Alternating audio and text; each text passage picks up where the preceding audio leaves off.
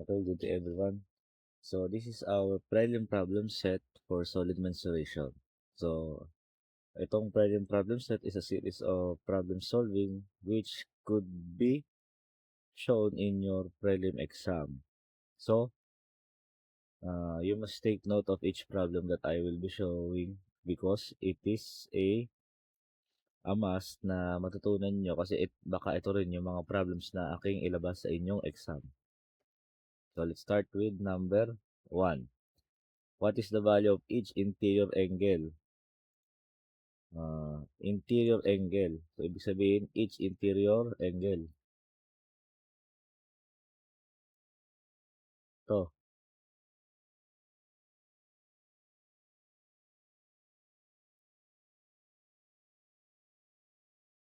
Each interior angle. So, meron tayong formula na kaganyan for each.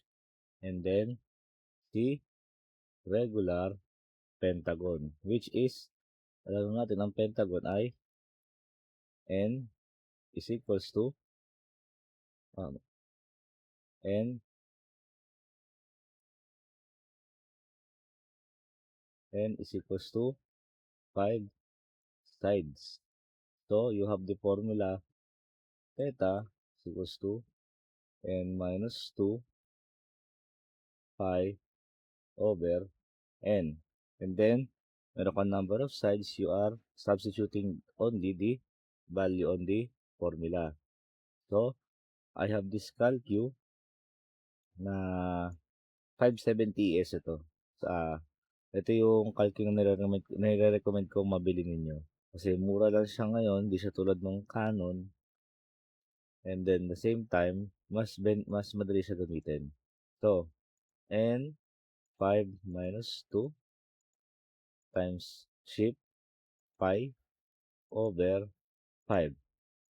Okay. The answer is 3 pi over 5. Paano naman pagka nagkamali kayo, hindi nyo ginamit yung parenthesis? Multiply nyo lang. Mag-iiba ang sagot niyan. Ayan o, negative 0.2566. Okay? The answer is letter D. The number of board feet in a plank. Pag sinabing board feet, ito, board feet. Ibig sabihin yung lapad. In a plank, 3 inches wide at 3 inches thick yung kapal. Ito, 3 inches thick. Kung gagawin tayo ng kahoy,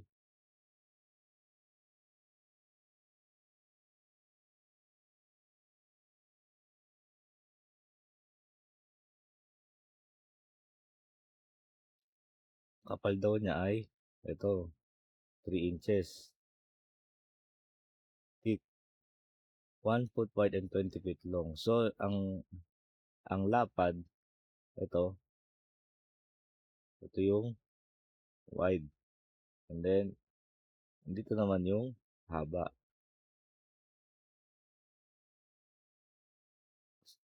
Ngayon, pag-minusin mo lang kasi ang kailangan mo makuha is yung tig-iisang pirasong board feet. Di siya minus. So, usually, it is a multiplications. Dapat lang na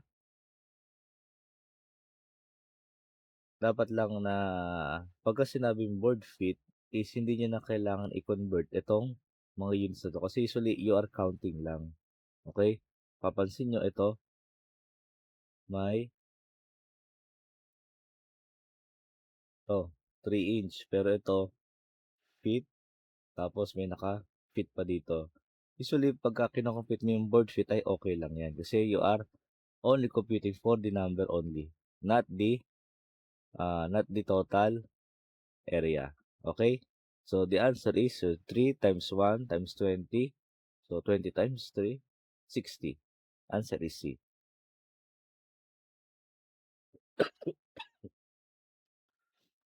How many sides are there if a polygon has 54 diagonals? So, you have the formula for diagonals. N over 2 over N minus 3. So, ibig sabihin, may binigay uli na shape.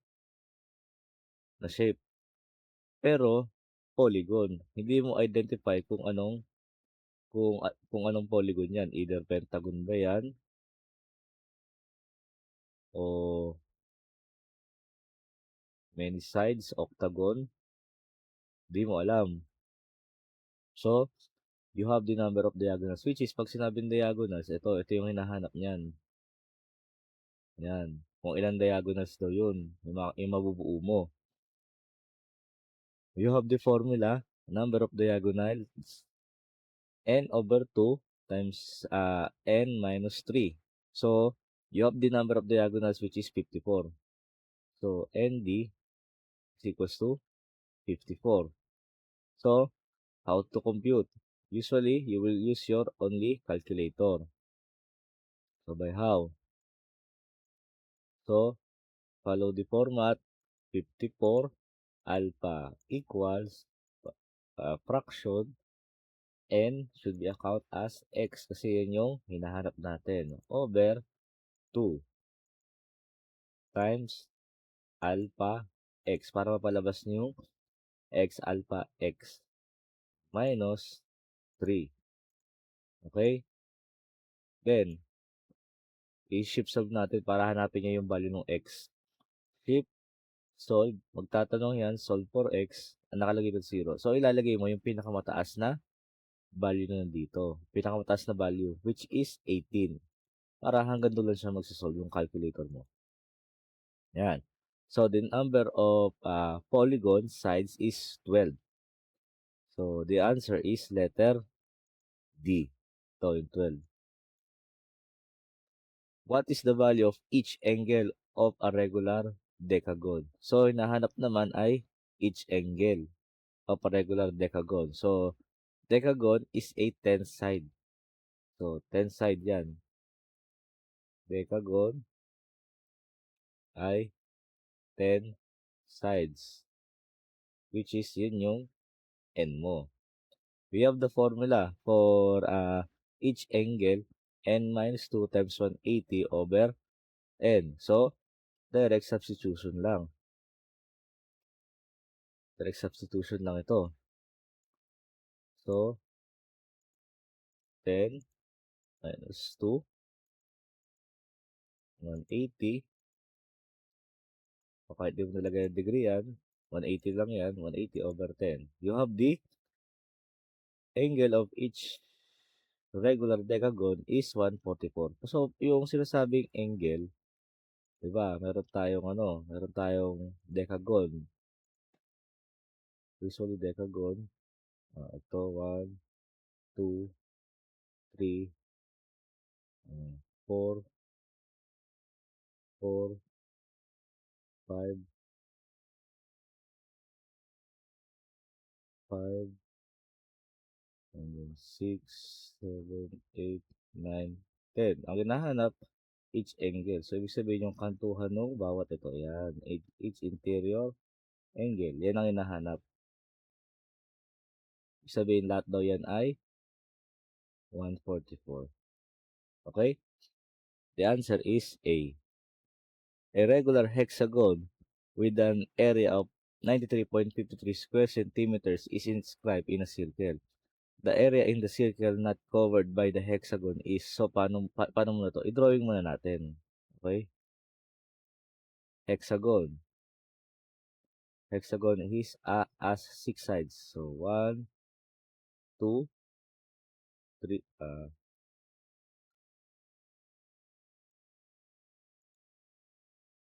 2, 3, wait, wait lang.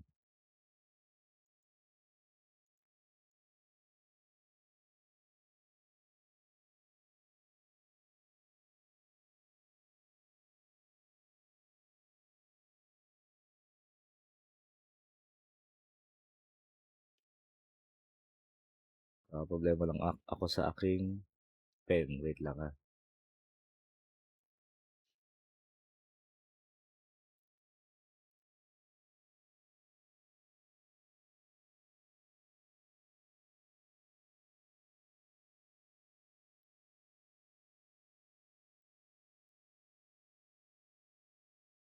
So, 1, 1, 2, 3, 4, 5, 6 hexagon and then is inscribed in a circle. So, nakapaloob daw siya sa circle. Ibig sabihin, wait lang. Ay,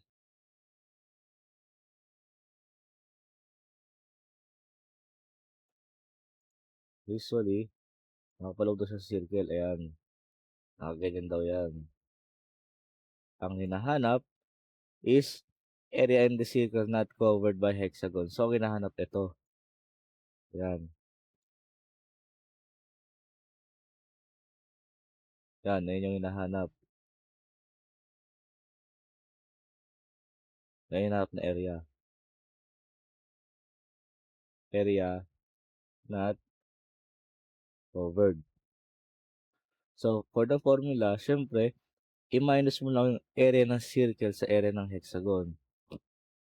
Wherein, meron kang formula for polygon inscribed in a circle, which is 1/2 nr squared sine 360 over n. So, compute mo lang kasi wala ka nung radius. Ang meron ka lang area nung hexagon. Ito, wala ka nung yung mula dito hanggang dun sa center. Yan. Mula dito hanggang dun sa center. Wala ka nung R. So, you compute for the R. So, labas natin ang ating calcu. So, may area tayo. Area 93.53 alpha equals 1/2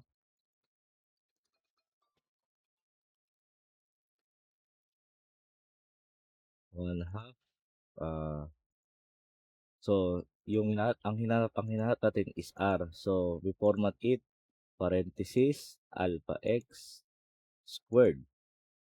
Then sine fraction uli 360 since it is a hexagon over 6. Okay. Shift solve. So dito wala kayo ilalagay, hayaan nyo siya mag-solve ng kanya. Oh, wait, may nalimutan ata ako. 3.53. Ayun, nr squared. So may number of sides pa dito. So this is 6 and parenthesis. Shift solve. Okay.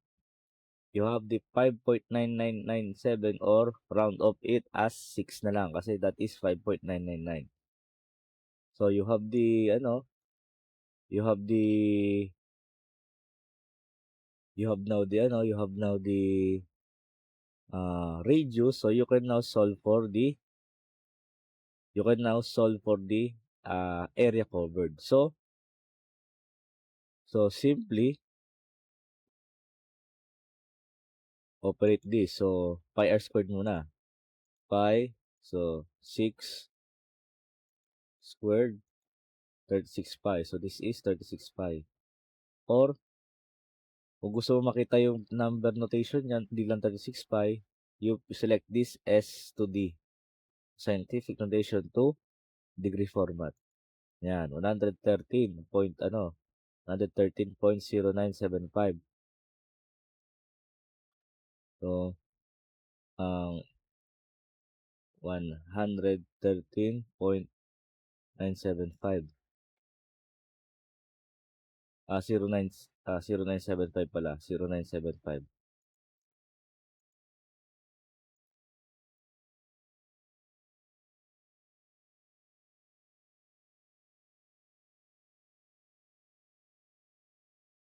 Zero, 975. Okay? Minus 93.53. Minus 93.53. So you will have the answer 19.5673 or 19.57.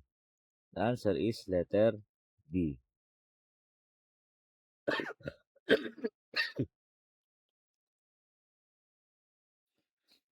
the area of a regular decagon inscribed in a circle of 15 cm diameter is, so same lang to kanina, but you have the radius. So, you can now simply solve for the area of the polygon. Kasi yung kanina is may given ka na area ng polygon.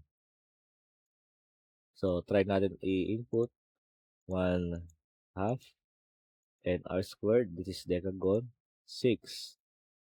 Radius mo ay 15. Squared.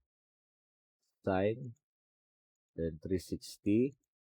Pwede ka na maglagay ng degree dyan. 360 over.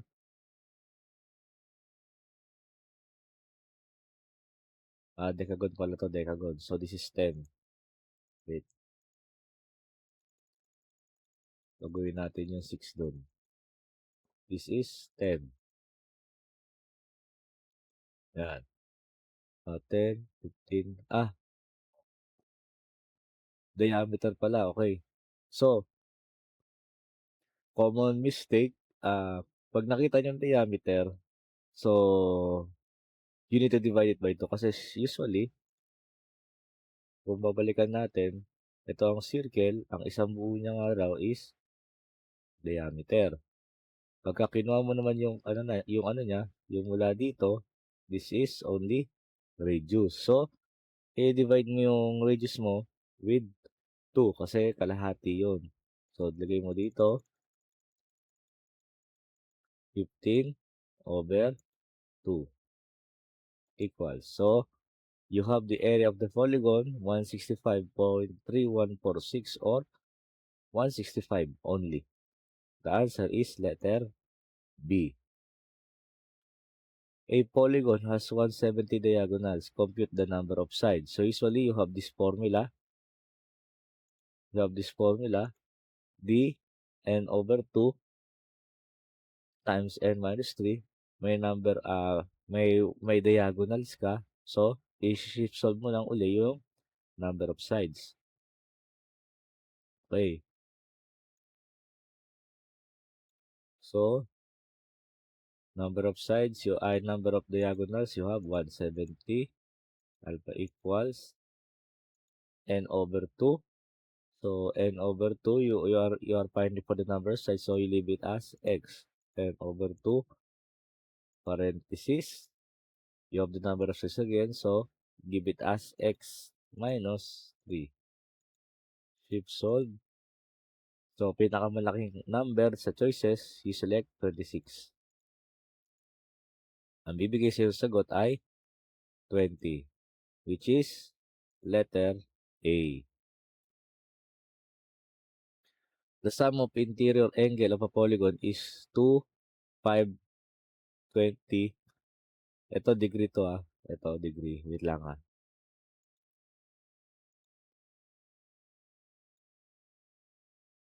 This is 2, 5, 20 degree. Okay? Kamali lang ako ng type. How many are the sides? So, hinahanap is sides. Sides ang hinahanap. Okay? So, dito, pinakita ko kung paano siya i-breakdown ng hindi ka gumagamit ng calculator. Okay? So, kailangan mo lang i-transfer yung 180 dito sa isang side para maging numerator. And then, you divide.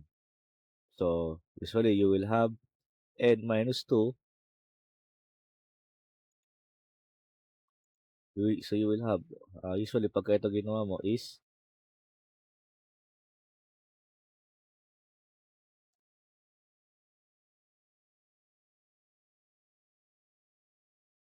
n,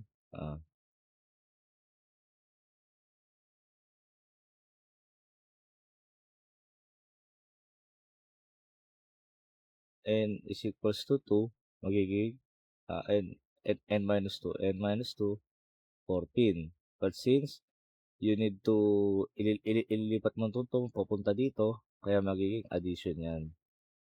14 plus 2, which will give you 16. Pag sa calcu naman, kung nalimutan mo yung operations na ganyan, mag-calcu ka na lang. So, 2, 5, 20 alpha equals parenthesis alpha x minus 2 times 180.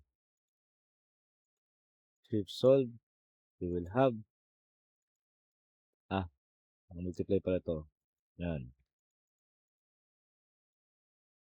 If solve, we will have 16. The sum of interior angle of a regular of a polygon is 16, which is gives you the answer letter B. The area of the rhombus is 168 meters squared. If one of its diagonal is 12 meter, find the length of the sides of a rhombus. So usually, you have the formula for rhombus. Yung binigay ko nung nakaraan is 1 half diagonal 1 times diagonal 2. Okay? So, paano ba yung rhombus? Okay. So, usually, ito lang din yung formula niya. Kailangan mong mahanap is yung diagonal. So, area is 168. Meron kang unang diagonal niya, 12 meter. Ang hinahanap mo ay length ng side. Okay. So, paano muna yon?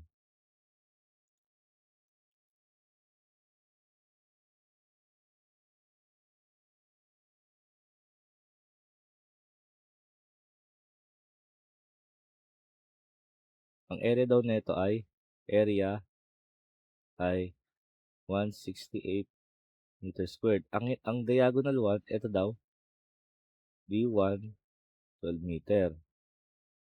Ang hinahanap ay length of side. So, kung hinahanap ang length of side, kung ito ay 12 meter, ang hinahanap mo naman ay yung isang side. Kung ito ay 12, hanapin mo naman ito, yung isang buo niya, yung diagonal 2. Ngayon, ang hinahanap ay length of side. Excuse me. Length of side, okay? Yan, hinahanap. So, using Pythagorean theorem, kasi makukuha mo yung yung ito, B1, dito ang hinahanap naman itong side na to. So, compute for the diagonal 2. So, i-compute natin yan. 168 alpha equals 1 half 12 parenthesis alpha x. Shift solve 28. So, ngayon, makakuha natin yan, 28. So, paano yung number of sides? Diba? Ang diagonal, isang buo siya. Ngayon, si triangle, kalahati lang ang kukunin mo sa kanya. Tigka kalahati lang. So, if you find for s squared, so usually this is na lang, yung Pythagorean theorem na kung ito yung triangle mo, C, A, B, which is gives you C squared is equals to A squared plus B squared. Kung ito yung isang section ng diagonal mo, kalahati siya nung D1 mo. Ito yan, kalahati. Hati ng D1 mo ay 12, so divide 2, ito ay 6. Okay, ngayon, yung B mo naman is somehow kalahati lang din ng, kalahati lang din halos ng makukuha mong diagonal 2. So, ang kalahati ng ang kalahati ng 28 is 14. So, ito ay 14 to. So, kaya meron kang 6 at 14 dito sa problem. So, by computing on the calculator, square root 6 squared plus 14 squared equals. So, 2 square root of 58. Yan ang unang ilalabas niya. Para mapalabas mo yung number, you select this S to be 15.2315 or 15.23, which give you the answer letter A. Yan yung figure niya. Buray na natin. Okay? Para mas maayos natin siyang makita.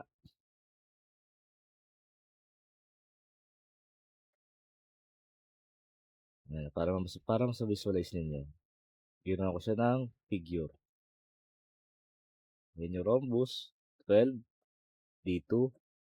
Yan, ayun yung tigkakalahati niya ngayon. Okay? If the perimeter of a rhombus is 40 cm and one of its diagonals is 12, find the other diagonal.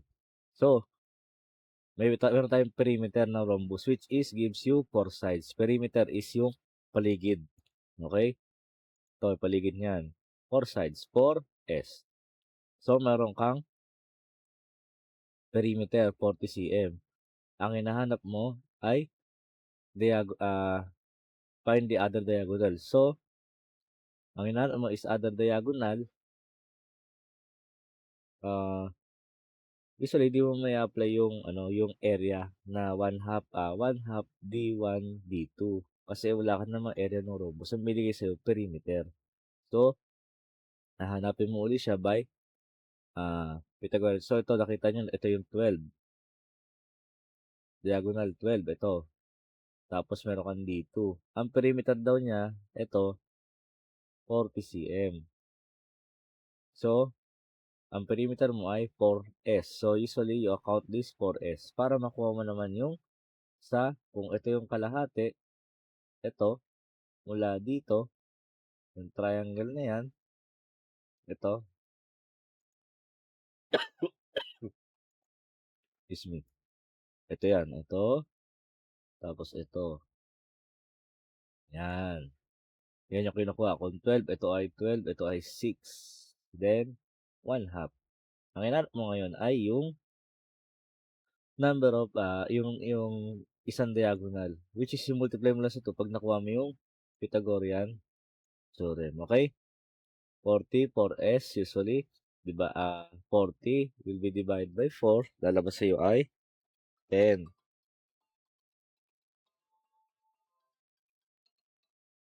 Lalabas sa'yo ay 10. So, using Pythagorean theorem, makikita nyo, iba naman na nawawala. So, usually, this is C squared A. Yung A side ang nawawala. So,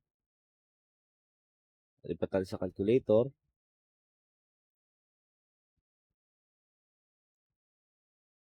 10 squared alpha equals D squared.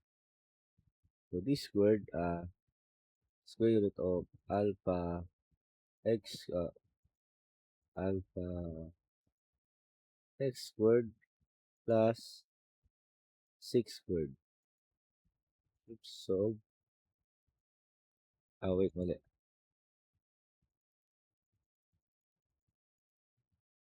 Alpha x squared plus 6 squared, shift, solve. Yan, makukuha mo ang isang side na 8, kalahati pa lang yan. So, you multiply it by 2. Makukuha mo ang isang side ay 16. So, paano yung isang way? Usually, paano pag binigay sa'yo area? Kunyari, area ang binigay sa'yo dito. Area. Area mo ay, may area ka, given number, sabi mo 40. Pero pinapahanap sa'yo number of diagonals. So, yung choices mo is number of diagonals. Ang gawin mo na lang, i-substitute mo yung mga sagot at kung sino yung lalabas na katulad ng area, yun yung tama sagot. If nalimutan mo lang siya, paano i-operate, okay? A circle of radius 10 cm is inscribed in a regular hexagon. Find the area of a hexagon. So, usually, ito yung katulad din nung kanina. But, inscribed in a regular hexagon. So, ibig sabihin, nakapaloob naman yung circle sa hexagon. So, nakapaloob yan. Kung ito, dito ang iyong hexagon. Yan. Nandiyan lang yung hexagon. Ang hinahanap mo naman yung area ng hexagon, yung pinakaloob. Yan. Ito ang hinahanap mo ngayon. So, substituting the formula, meron ka na nito. Okay?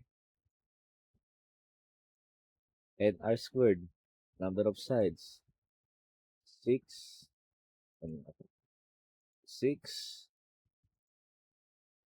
parenthesis mo 6 para formal na computation. 6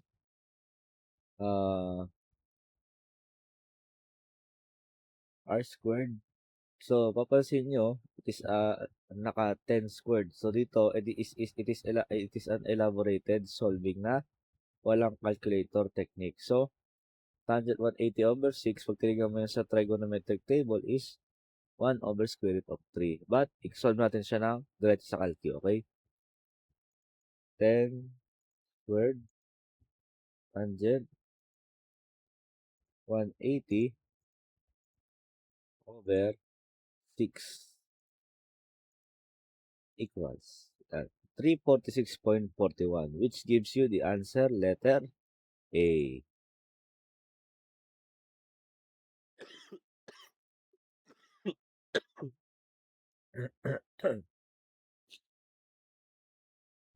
Excuse me.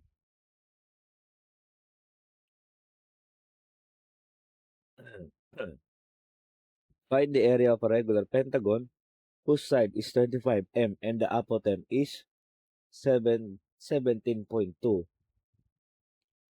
So, pag sinabi apotem, yung mula dito hanggang dito. So, ibig sabihin, ito yung isang side ng triangle. So, kung bubuin mo yan, ito yan. Yan.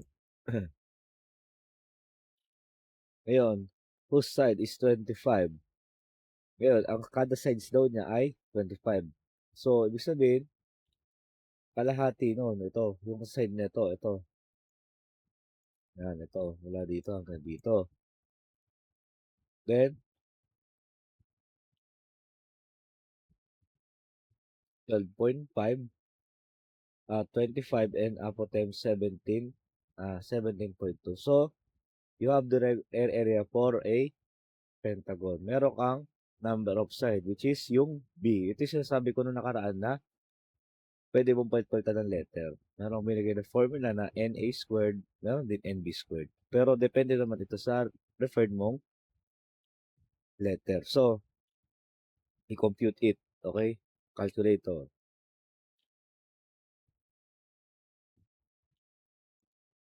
1/4 NB squared. So, number of sides, pentagon, which is 5. Number of sides, 25 squared. Cotangent, so yan ay parenthesis dapat. Yan ay 1 over tangent. Okay? Tangent, saka 180 over 5. Parenthesis. Then, parenthesis ulit para isarado mo. Equals 175.3, which gives you the answer letter B. Kaya madali may calculator kasi direkta tayong nagsasubstitute lang. Okay?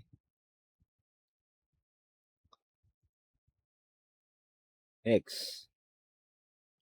A rectangle is inscribed in a circle whose radius is 5 inch. The base of the rectangle is 8 inch. Find the area of the rectangle. So, usually, ito lang yung nahanap dyan. Okay? Ito.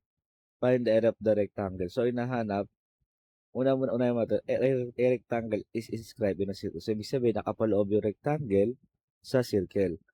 Meron daw siyang radius na 5 inch. So, mula dito, 5 inch. Mula din dito, 5 inch yan.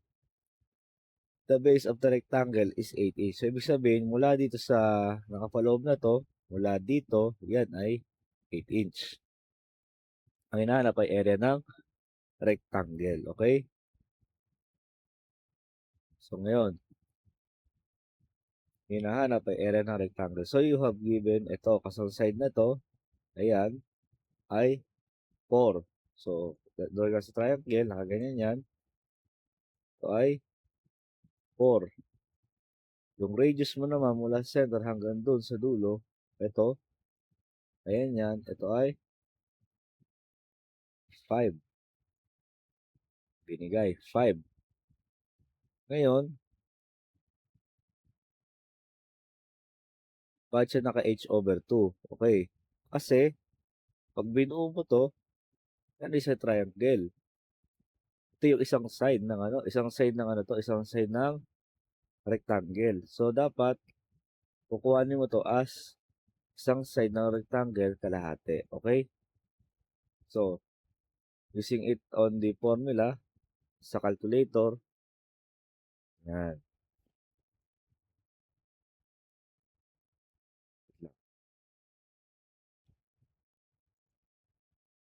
okay, parenthesis h/2 alpha x over 2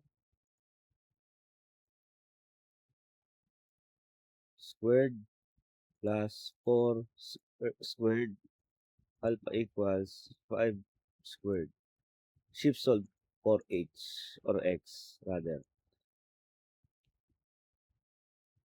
Okay, solve. So, usually, ayun, wala tayong square dyan. Shift solve. Okay. You will have the height for 6. Okay. So, binigay sa iyo yung isang side na. Okay. Isang side. Usually, ito na yan, h/2.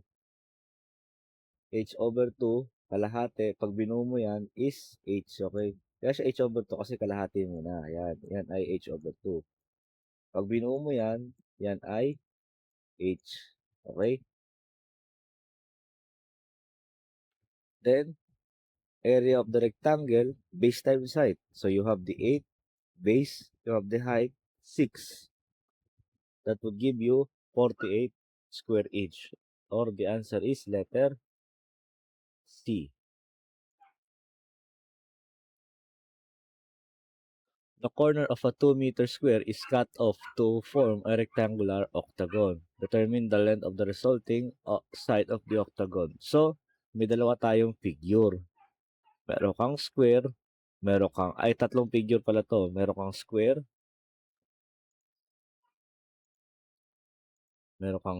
ito. Meron kang octagon sa loob, meron ka ring triangle. Yan yung tatlong shape na nabubuo mo. Okay? Ngayon, ang hinahanap is length of the resulting side. So, ibig sabihin, ito, yung portion na to, ito, hinahanap yan. Yan ay wala sa given mo. Okay? Ngayon, isa-isayin natin yung nakasulat dito.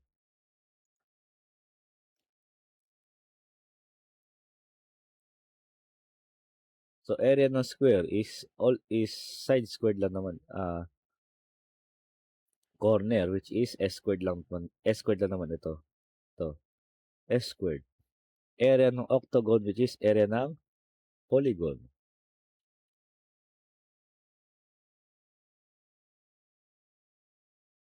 Area ng polygon, okay? Then, meron kang area ng triangle, which is 1/2. 1/2 base times side. Ano yung apat dito? Since ang nabuo mong area is 1, 2, 3, and 4. Kaya, minultiply sa apat yan para mahanap mo yung apat na piraso. Okay? Ngayon, so you have the corner, which is 2. So, meron ka ng corner. Ito, 2. Meron ka ring number of side, 8. Pero wala ka nung number of polygon, 8. Pero wala ka nung number of sides na B. Okay, wala ka nung B. So ngayon, ito, mabubuo mo rin yan. B, ito rin ay B, B, ito rin ay B. Okay? Then, computing for the 1/2 base times side. So usually, ito ay kalahati ng, kung ito ay isang buong B, ito rin ay B, ito ay kalahati din ng mismong square. Kaya, lalabas yan, 1 minus B over 2. Ito rin ay 1 minus B over 2. Same din ng base times height. Okay? 1 minus B kasi isang buo, minus itong B, tapos tig-dalawa. Okay, so isulat natin sa calcu. So, ito yung sa calcu, okay? 2 squared alpha equals 1/4 8 parenthesis open alpha x squared cotangent. So, cotangent mo ay open parenthesis 1/tangent 1/tangent 180 octagon which is 8 parenthesis close parenthesis plus apat na triangle times 1/2 base times height which is 1 minus alpha x which is base over 2 base ng octagon yan ay yung sides ng octagon times also ulit 1 minus fraction alpha x or b over 2. Okay. Shift solve. Ngayon, magkatanong for x. So, ilagay mo yung pinakamataas na value dyan. So, si 0.834.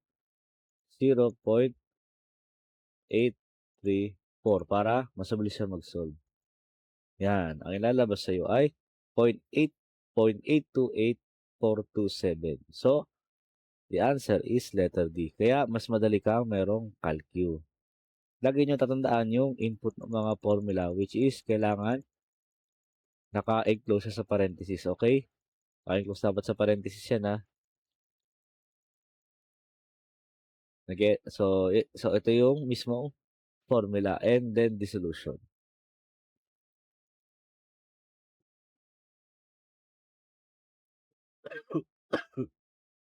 Excuse me.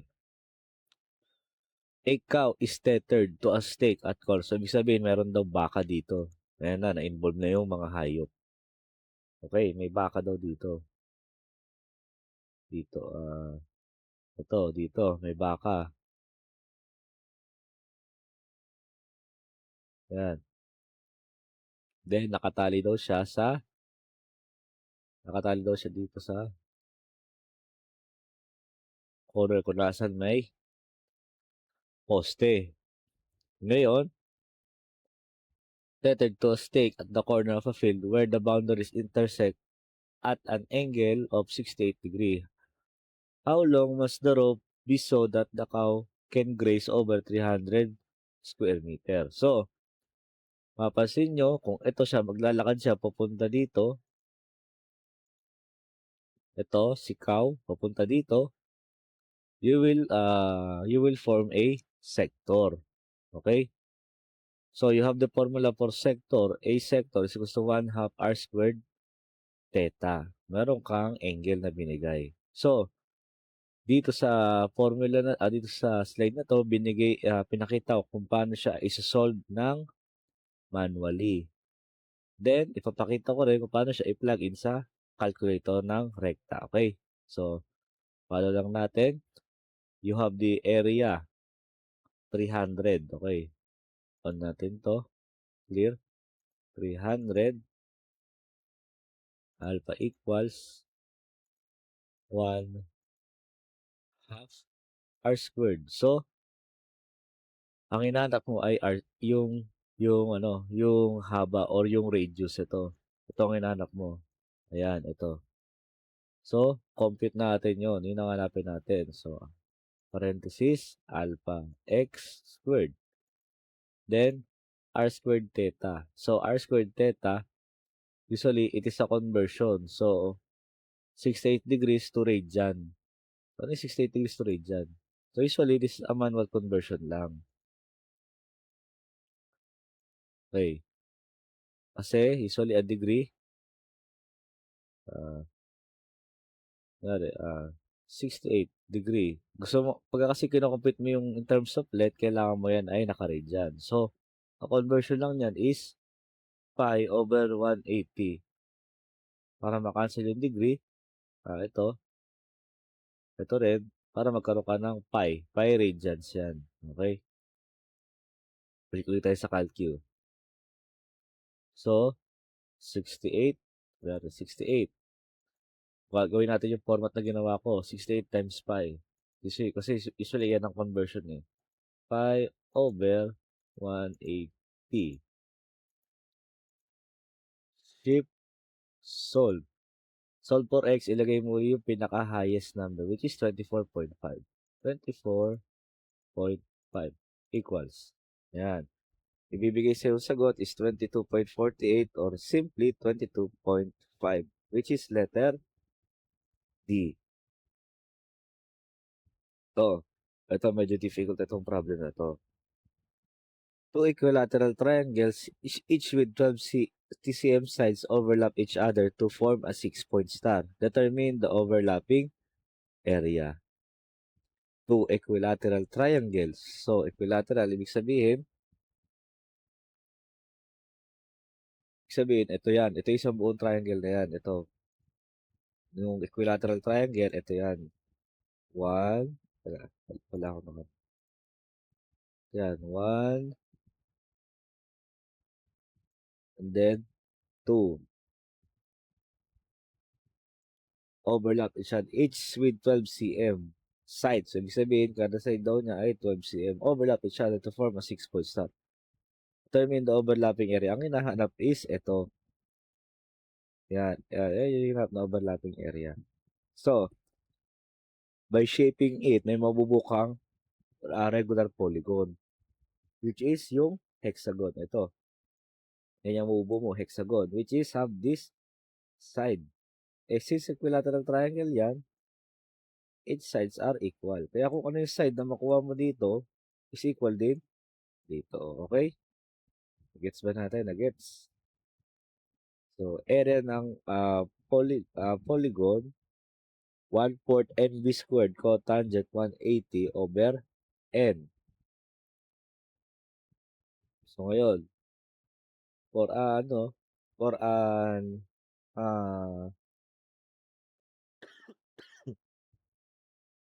since ang side daw niya, ito, papansin nyo, buray ko lang ulit.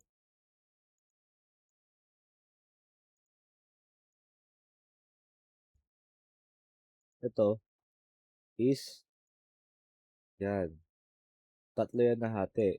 Isa, dalawa, at yung pangatlo. Para dito. Kasi all sides are equal for equilateral triangle. Ayan. Equilateral triangle.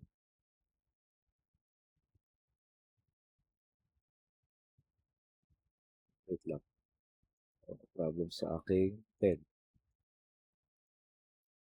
Equilateral triangle. Wait lang.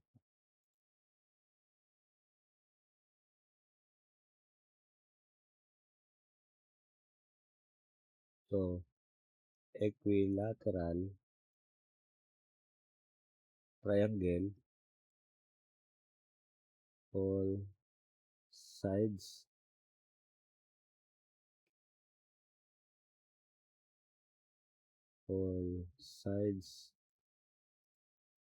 equal. Okay, yan. All sides are equal. So, tatlo yan, which is equal na rin sa sides ng hexagon. Kung tatlo yan, so sumatotal ay nahati siya sa tatlo, itong 12. So, yung 12 na yan, 3b. So, 3 equal sides is equals to buong side ng triangle. So, paano kinuha yun? Usually, that is 4 times 3 lang. Pero kung nalimutan mo talaga, pwede mo siyang i-calculate. 3 ng sides ay equivalent sa buong side ng triangle. Shift solve, 4. Okay? Then, meron ka ng nabuo, which is yung hexagon sa loob. And then, yung overlapping area. Okay? So, finding the area for the hexagon. So, i-calculate natin. Okay, calculate natin.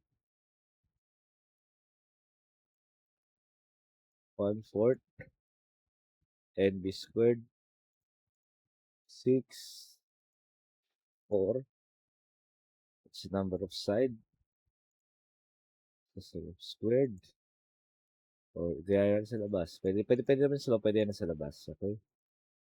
Cotangent. So, cotangent that is 1 over tangent fraction uli 180 over number of sides of a regular polygon.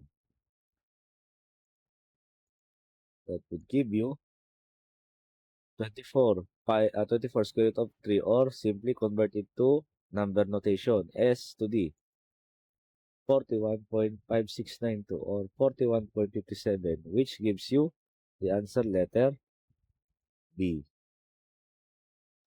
Find the sum of the interior angle of the vertices of a 5-pointed star inscribed in a circle. So, medyo intimidating yung figure kasi star na nakapaloob sa circle. But usually, it is a sum of interior angles ng vertices. So, meron kang dalawa na interior angle na mabubuo. So, ito isa, dalawa. Dito rin, meron din. So, you must divide, ang mabubuo interior angle ay 5. Isa dito, isa dito, isa dito, isa dito, isa dito. Then, meron pa dito sa isang loob na yan. So, kailangan mo makita yung sa isang buo muna. Okay. Merong kanong 5-pointed star which has, meron dito yan, meron dito. So, isort ko lang. Meron yan dito. Meron din yan dito, syempre. Ito muna, sa labas muna ang kuhain natin. Circle mo ay 360 degrees usually. That is 360 degrees para sa circle. Ngayon, hatiin mo sa 5 yan para makuha mo yung 872 degree. So, 360 divided 5. So, kada point niyan dito, kunyari, mula dito from 0, pupunta dito, sa ginawa niya star, yan ay hindi 90, kundi yan ay 72 degree. Mali pala, mali.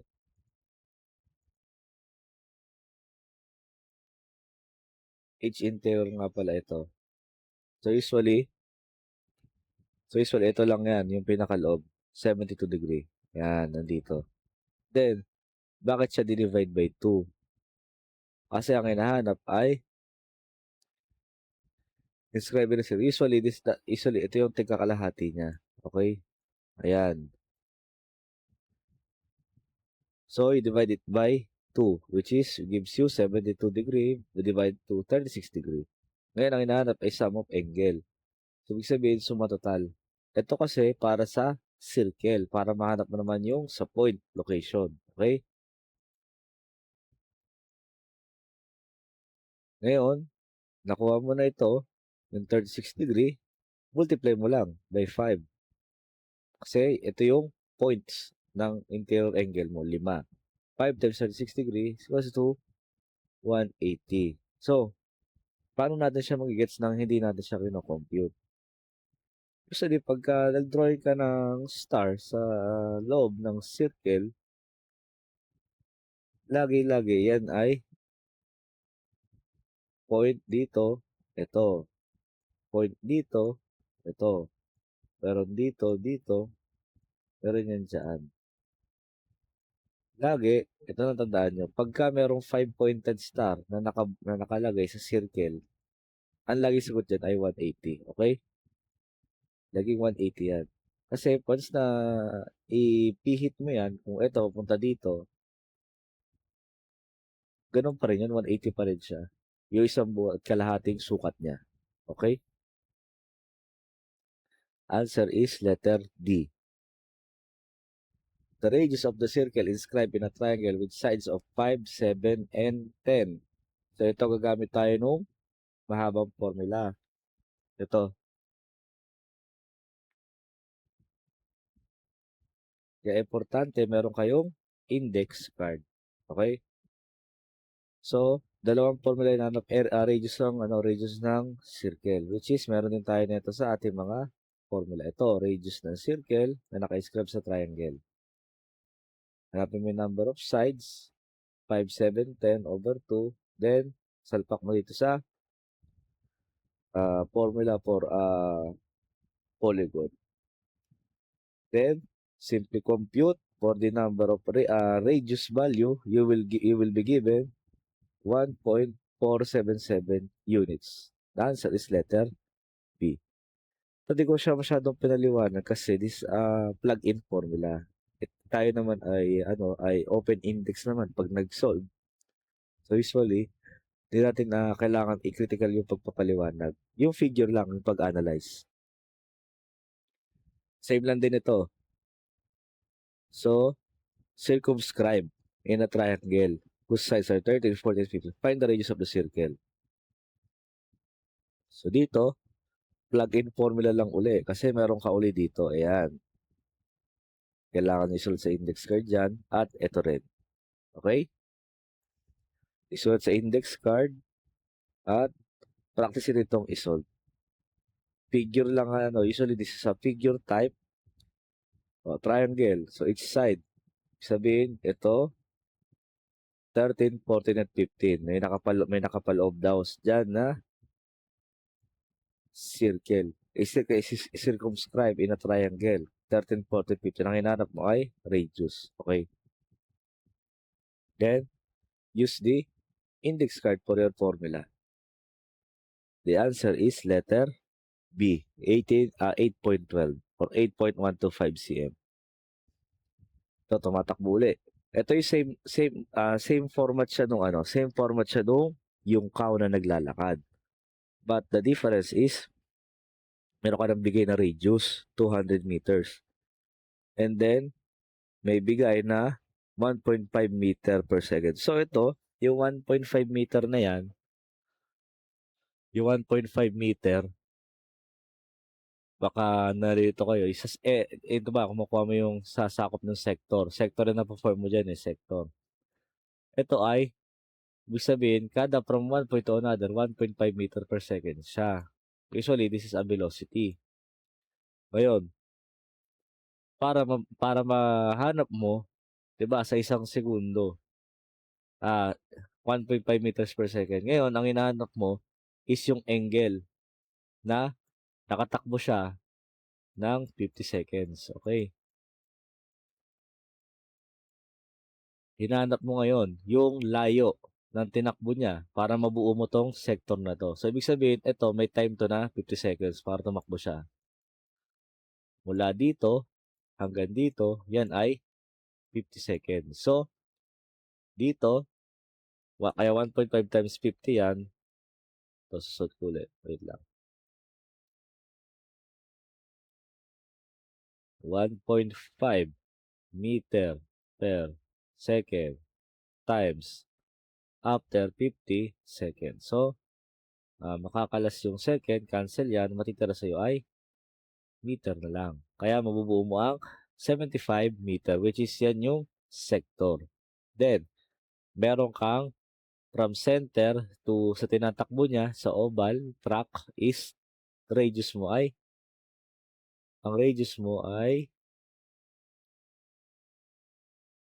wait lang. Ang radius mo karaw ay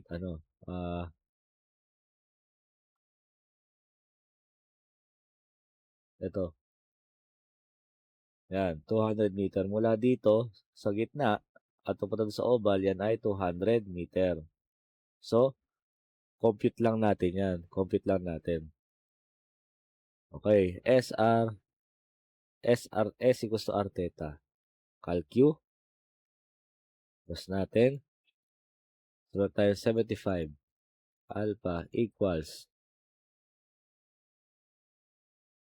200 alpha x. Usually, ito ay unit of length. Unit of length siya. Kaya lalabas yung sagot ay hindi degree, kundi radian. Kasi ang radian ay in terms siya ng length. So, pag sinipsolve natin yan, 0.375. So, kailangan natin yan i-convert into degree. By simply, 180 over pi. Lalabas sa'yo ay 21.48. So, usually ganito yan. Para sa conversion, wait lang. Kunyari meron kang ano, radian. Usually, times 180 degree is equals to pi radian para makalas mo yung radian. Okay? Sagot mo ay 21.49.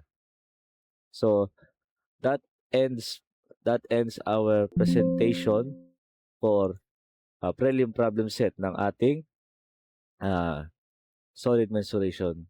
If may tanong, kindly message na lang on our group on our group and our group chat in Messenger and also in Teams. Mag-comment sa uploaded video presentation. Okay?